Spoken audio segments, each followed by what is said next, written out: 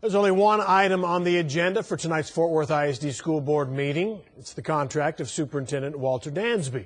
His contract isn't up, though, for more than another couple of years, but discussions about his evaluation have been going on for 3 months now. Fox 4's Natalie Solis is at tonight's board meeting. Natalie, what do we know so far? All right. Well, Steve, this special meeting was called on Friday evening, and that is just barely within the 72 hours required for public notice. Now, as a district spokesperson put it to me, he says this isn't unheard of, but this is not something that this board usually does. Now, as for the why, well, there is a lot of speculation, and we simply won't know until this board comes out of executive session, which is where it has been for the last 4 hours. We will now recess. And with that, the Fort Worth ISD School Board retreating behind closed doors to discuss the superintendent's contract. Superintendent Walter Dansby present. So far, board members staying tight-lipped about what issues specifically they're addressing tonight. The rumors are flying. Stephen Poole is the president of the United Educators Association. Our association has always worked really well with him. The teachers appreciate the fact that he's one of them. Board President Christine Moss has reportedly said Dansby has the support of some board members.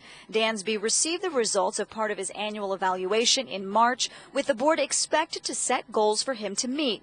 Dansby is not the focus of any major outrage or controversy, which is why to so many this meeting is so perplexing. One of his most recent accomplishments, garnering huge support from taxpayers for a $490 million bond package. As superintendent of an urban school district is a challenging job. There's always going to be detractors. But for the most part, everyone's considered him to do a fairly good job. And that can be seen in the vote from, by the public in the last bond election.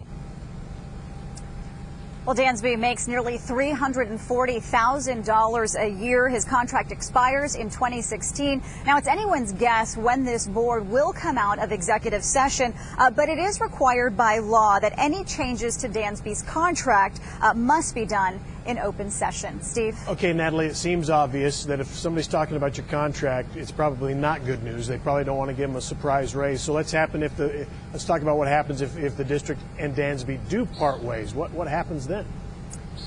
Right. Well, it's a really good question. Now, nobody has said that outright, that there would be any parting of ways. But, it all depends on Dansby's contract.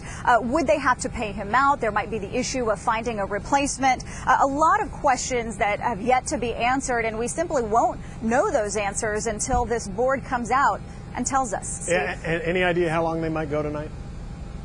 We don't. We heard, just through sources that they are prepared to stay through midnight, but, it's unclear how long they might stay and, if and when they do come out of executive session, how much will actually play out in open session. We don't know that either. Okay. It's moment to moment here. I got it. Natalie Solis, Fort Worth. Thanks.